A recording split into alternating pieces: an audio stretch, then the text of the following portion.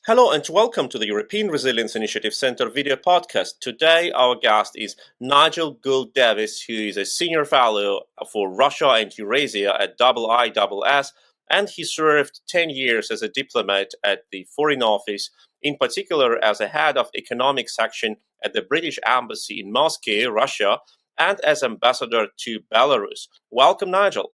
Thank you very much. Delighted to be here. Thank you that you have found time for this conversation. And you've published recently your analysis of perspectives of seizing Russia's sovereign assets held by Western central banks and other financial institutions. But we here in Germany constantly claim that any confiscation of Russian sovereign assets would be illegal and would be a breach of international law. How much fundament is under this claim that such confiscation would be allegedly illegal? A lot of work, serious, sustained, scholarly legal analysis has been conducted to interrogate this question in great detail over the past year. A number of eminent teams of scholars have looked into it. They have all concluded there is a safe and legitimate path under international law to seize these assets and use them to compensate Ukraine, to in effect enforce the compensation that under international law Russia is obliged to pay Ukraine. No one doubts that Russia is obliged to compensate Ukraine for the injury it has done. The United Nations General Assembly has said that, European Union has said that, other bodies, international bodies have said that too. The only question is how such a judgment can be enforced.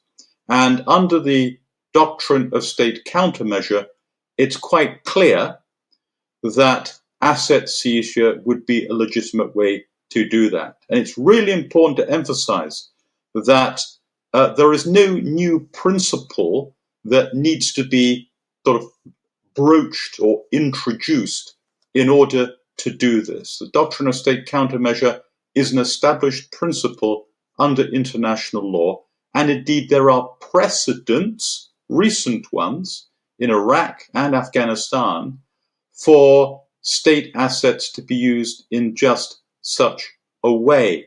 So I think the consensus of the expert scholarly work on this issue is very clear. Now, since they've laid out that analysis in great forensic detail, it is incumbent on those who disagree to state in equal detail why they disagree. It's not enough to use slogans like sovereign immunity or illegal under international law. Those are statements, they are not arguments. So the case for seizure has been set out very clearly. It's up to those who disagree, including legal advisors serving in national governments and G7 countries and EU countries, to respond with equal clarity. Could you elaborate a bit on the precedents you have mentioned? How can they add to the discussion? Yeah, the precedents are very clear. Perhaps the most significant one is what happened to Iraqi assets in 1991, in what we must now call the First Gulf War. Iraqi state assets had been frozen. They were subsequently, at the end of the war, used to compensate Kuwait for the damage caused by its occupation. But around 20% of those assets were also used to compensate other countries which had been indirectly harmed by the invasion. And that there was no dispute, there was no pushing back in that case on the use of these assets. And this is important for at least two reasons, as well as the fact it sets a precedent. The first is that it shows that a state's frozen assets can also be used to compensate for the injury caused by an invasion, not only the country that's been invaded, but other countries that have suffered costs as a result. So there is the real possibility that Russian state assets, in this case, could be used to compensate Western governments for the costs and harm that this invasion has caused them. Perhaps also other countries around the world have been affected by higher commodity prices, for example, due to the destruction of Ukraine's production and exports of food. The second point is that while Iraq had to be defeated in order for its assets to be used to compensate its victims, in this case, we have the unique opportunity of being able to use the aggressors, Russia's assets, to compensate its victims before Russia is defeated and while it is still aggressing against its victims. There is no principled reason under international law why that opportunity should not be taken. That is an impressive legal assessment, and indeed, those who oppose the idea of confiscating Russia's sovereign assets must provide legal arguments, not just appealing to the idea of sovereignty, which is, in principle, only can be applied to protect states from legal claims of private persons or private companies. But before we go deeper into these details and how Russia's sovereign assets can be used if confiscated, don't forget to like, to share, to subscribe to this channel. And if you subscribe, you will not miss the next opportunities to watch next interviews like that. We are talking further with Nigel Gould-Davies, who is a senior fellow for Russia and Eurasia at IISS, and he served 10 years as a diplomat at the Foreign Office, in particular as a head of economic section at the British Embassy in Moscow, Russia, and as an ambassador to Belarus. Nigel, you have already described this concept of compensating for damages which an aggressor caused to a sovereign country, in a particular case Ukraine. But there are talks now that this Russian money should be used not only for reconstruction of Ukraine, that means compensating of damages, but also for purchase of weapons for Ukraine. Is here some legal differences of how this money can be used, or practical differences? What tools should be used to spend money for different causes?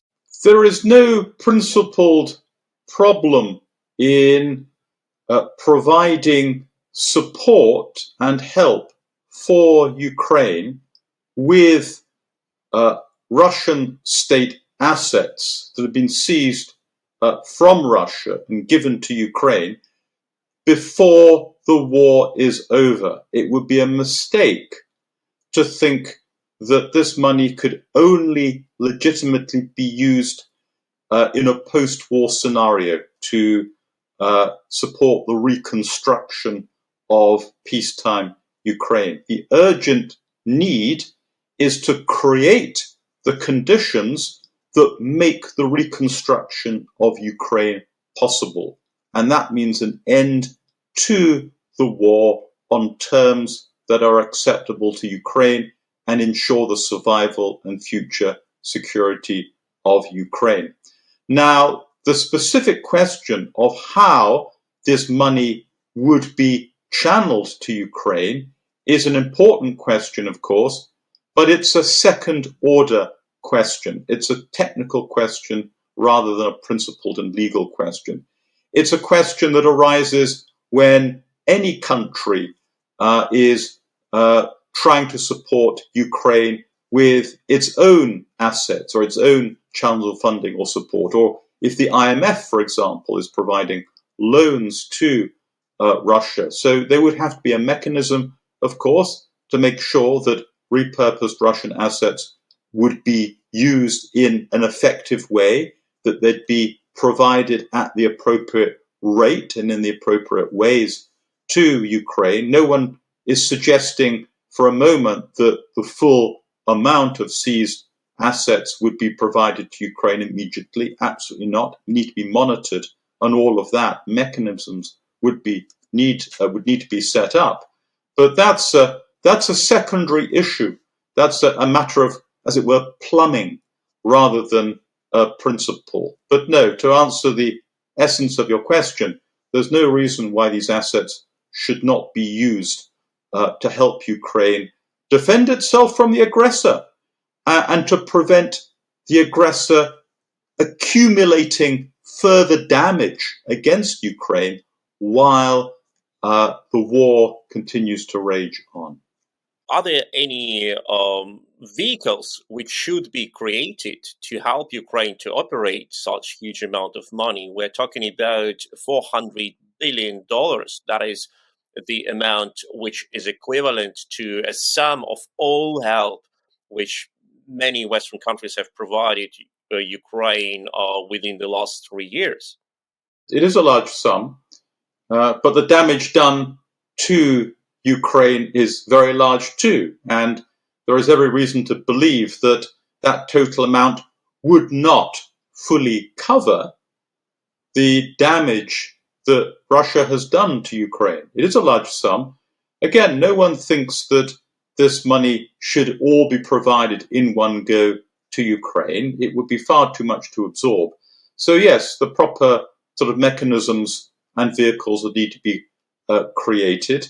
The United Nations General Assembly, incidentally, a long time ago, quite soon after the beginning of this war, voted in favor of establishing a register of claims of damage by Ukraine against Russia. So the kind of the principal groundwork is there.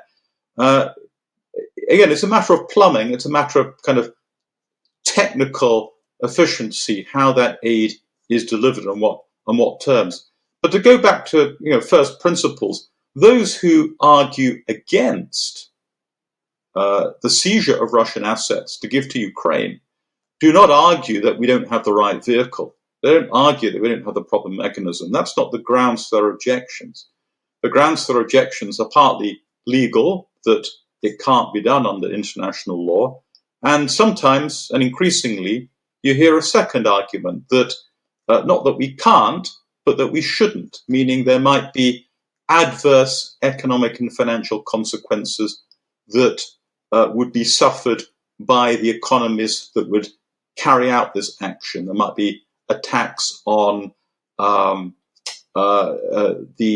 reserves of the remaining sort of reserves that other countries have deposited in Western accounts. There might be a tax on the currency. I don't think there are strong reasons for supporting either the legal or the economic arguments against asset seizure, but maybe we can sort of go into some of those. And you think that these arguments that Russia could retaliate, they are also false, or at least not persuasive enough? Well, if we're looking at the economic and financial objections to seizing Russian assets, they're really twofold. And the first argument or suggestion is that Russia itself might retaliate, and the second argument is that other countries might retaliate. So let's take that first argument first. There's really very little that Russia could do in response to a seizure by a Western country of Russian assets, except for seizing corporate assets, Western private sector assets that are still in Russia, owned by companies, Western companies that are still active in Russia, trading with Russia, investing in Russia. Now, Russia has already demonstrated that it's ready to use that threat. It has already, in effect, taken over under state administration several Western company assets, and it's signaled it's prepared to do much more. That, in its own terms, is illegal, and Western companies would be entitled to seek compensation against Russia if it were to violate the basic principle of private ownership. In addition to that, you might say, well, Western companies that are still working in Russia after everything that's happened, must have taken their own view of the risks of remaining exposed to what the Russian government can do. A lot of companies, when this full-scale invasion began, took the principled decision to leave Russia. Even companies that were still allowed, despite the sanctions regime, still allowed technically to work in Russia, a lot of them chose the moral decision to leave. But some have not. So they have taken a private sort of political risk decision that it's safe to do that. The fact that they might then suffer, that assessment they've made might prove mistaken, should not constrain Western governments from punishing Russia and using its assets to defend Ukraine, and therefore also the West itself. Because it's really important always to remember that the decisions that Western countries take to protect and support Ukraine, they're not altruistic. It's not a matter of international aid. It's not only benefiting another country.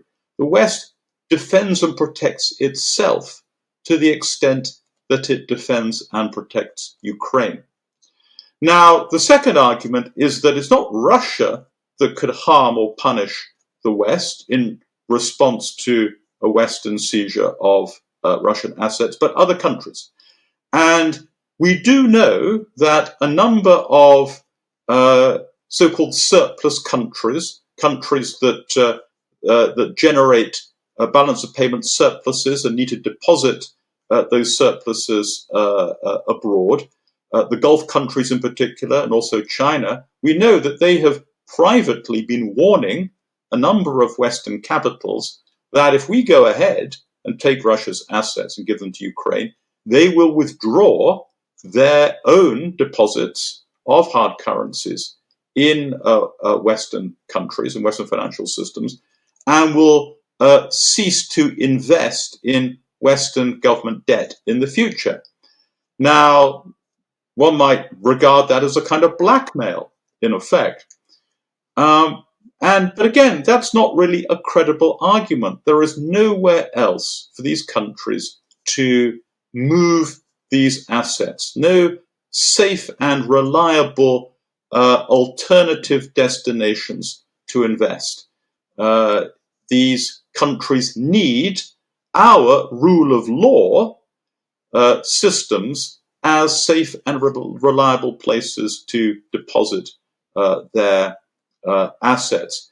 And we can reassure them, we should reassure them, that any precedent that we set by taking Russian assets in this way does not open the floodgates to the weaponization of our financial systems in the case of much more limited sort of transgressions or actions that other countries might take. For example, you sometimes hear the argument, well, the West shouldn't take Russia's assets because that might mean in the future, if Brazil escalates its deforestation of the Amazon, the West might freeze Brazil's assets. No one is suggesting that kind of sort of precedent would be created.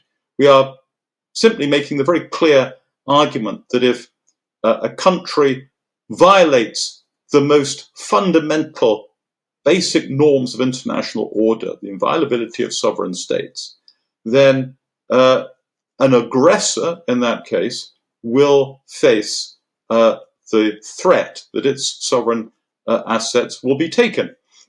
And that's actually a good thing. That stabilizes international order. It doesn't undermine international order.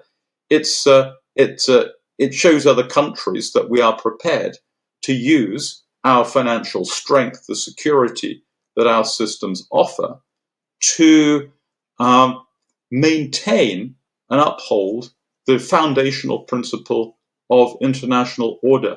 So for all of those reasons, I don't think it's either credible or sensible for these threats to be made against us.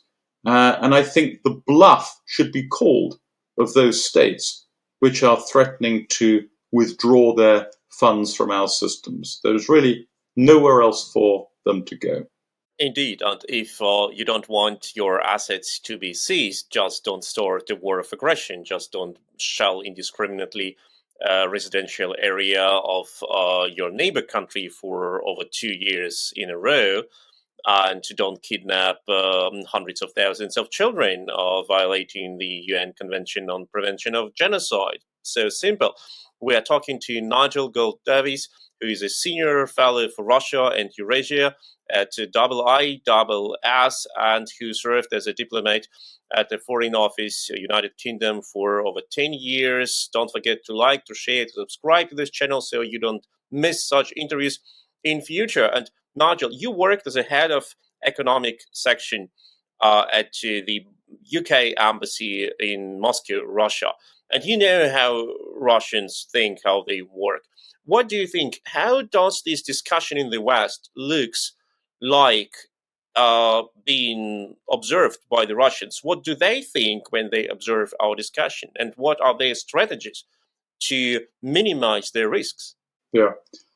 I think that some time ago, Russia resigned itself to the fact that it will never get these assets back. The assets have been frozen since February 2022.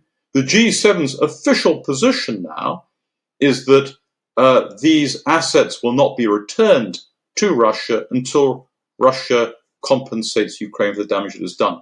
No one believes that Russia will ever do that. It follows that the logic of the G7 position is that, as things stand, these assets remain frozen forever. Again, the key question is whether they remain frozen forever or whether we make them available to the victim of Russia's aggression. It seems the obvious and sensible thing to do. Anyway, Russia does not believe it will get them back. Its overriding concern is to stop us taking these assets and making them available to the country that Russia is fighting and has aggressed against, Ukraine. They are doing everything that they can to threaten us with the consequences of doing so, whether that's the threat to seize the assets of Western companies still active in Russia, or whether it's a matter of encouraging other states, particularly in the Middle East and China as well, to make these threats to Western governments to withdraw their own investments in Western financial systems if we go ahead with this step. So Russia realizes that there's a lot at stake if we are to make an amount of money that's essentially around twice Ukraine's national income available to Ukraine. But I think also there's a broader point here. For Russia, the ultimate decision that we make on this question is a signal of our larger resolve. If we don't go ahead and do this, it shows that we are risk averse, that we are prepared not to take steps that would clearly and powerfully benefit Ukraine and ourselves for fear of the rather limited and hypothetical consequences that might follow from that. That shows a risk aversion.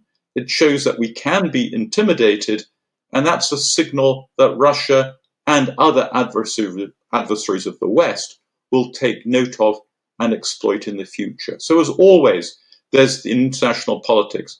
There's the merits of the issue as well, in the first instance, but more broadly than that, there's the larger implications for determination, for will, for resolve that we will signal by our decision. And ultimately, this war will be decided by the contest of resolve between the West, that is supporting Ukraine and on which Ukraine relies, and Russia's will. Russia is far smaller economically But the fear is it's more determined than the far larger and richer and therefore more powerful West, and therefore the smaller party will prevail. That's the fear here.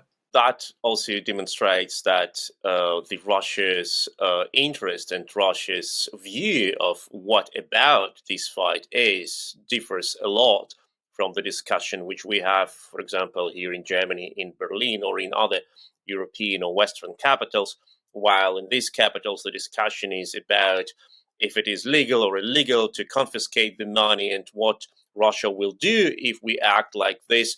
For Russia, it's about quite different things. It's about demonstrating to the world the weakness of the West and about weakening Ukraine by preventing Ukraine from getting access to this money, which is needed for Ukraine to fight Russia's aggression back.